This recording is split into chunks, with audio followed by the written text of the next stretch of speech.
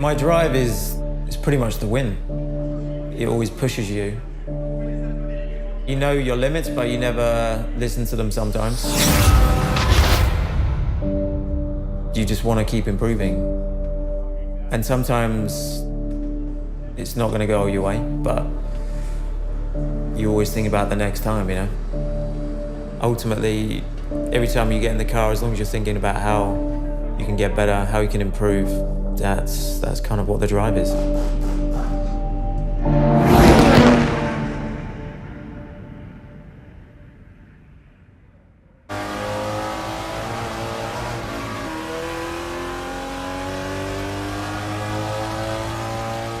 Racing's all about the pure pleasure of driving something, just completely flat out.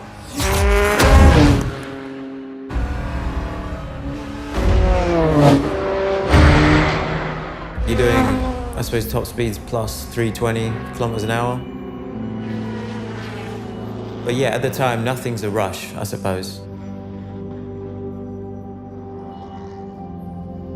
It's kind of hard to describe. It's, you feel like you're part of it. You're part of the car. You know, you're telling it what to do, and it's telling you what it wants and what it doesn't want. You know, it's kind of, because you're strapped into it, you know, you feel everything. You know, the tires, the chassis, the engine, you know. The gearbox is telling you loads of little things. I think the moment you start rushing and panicking is when you're missing all the little details that you should have been picking up, and then that's when you can make a mistake, and yeah, it can be great disappointment. And I used to be bad at carrying that for a long time, like, if it didn't go right, you know, it didn't go my way, but I don't like to dwell on the negatives these days, you know. I don't know, I like just to come home and kind of switch off, go and ride my bike, clear my mind, and just need that kind of, that split.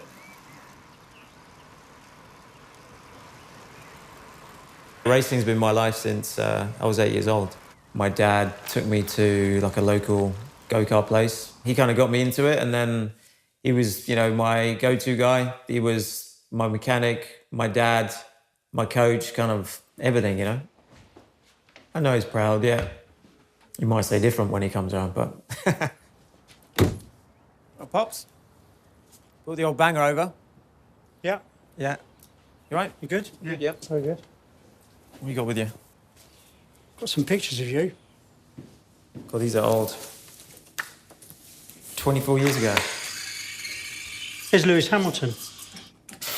Mike. Yeah. I think Lewis must have been 10, was he? There was a big bunch of talented drivers all came up at the same time. The first time you ever went in a go-kart, you were flying. I suppose we were a little team though, weren't we? Well, we were.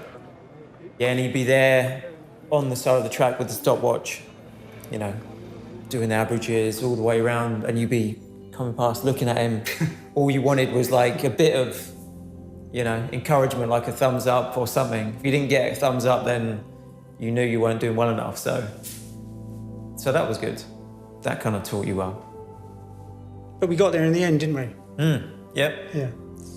Yeah, And definitely. it's all about perseverance, isn't it? Yeah. You got to be in it to win it. That's for sure.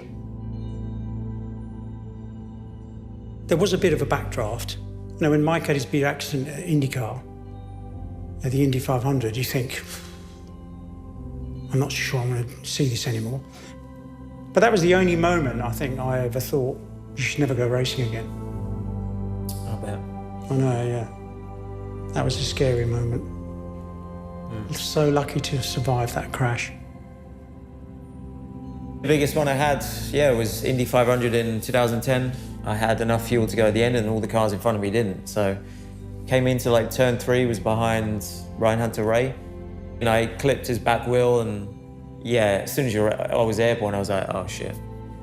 Then it's kind of down to the gods, I suppose, of how you're going to be coming out of that one. But still here now talking about it, so yeah, kind of, I don't know. But then the next day I was already asking the doctor when I can get back in a car, so I never doubted really the ability to get back behind the wheel. Well, actually, when I got back to Indi the year after, didn't feel 100% comfortable, and the car didn't feel right. Maybe that was a mental thing, I don't know. I just felt like it was just too much risk.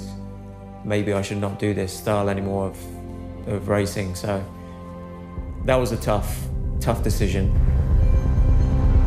Hello and welcome to Spa-Francorchamps for the start of the FIA World Endurance season, the super season.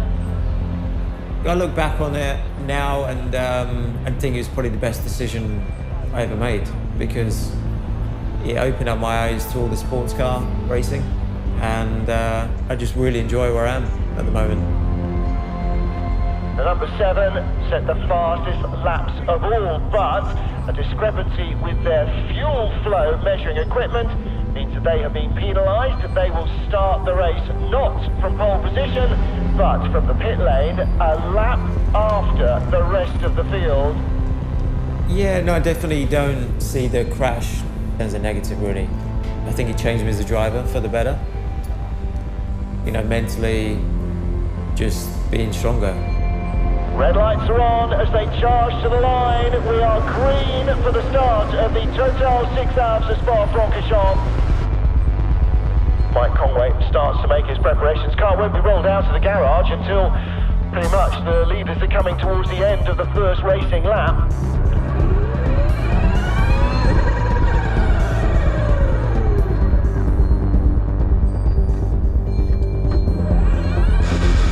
Down to the pit lane, the number 7 Toyota begins its race.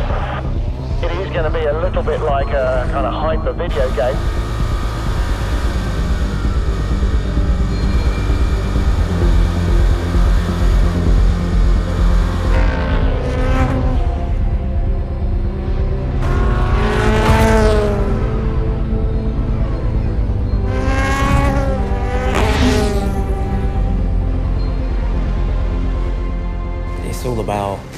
It's all about winning.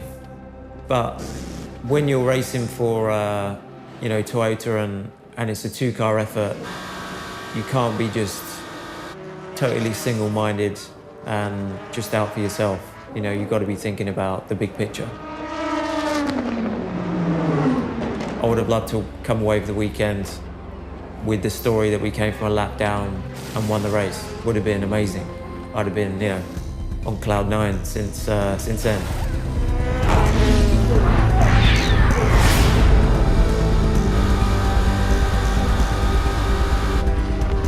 We didn't do it, but we still came really close. To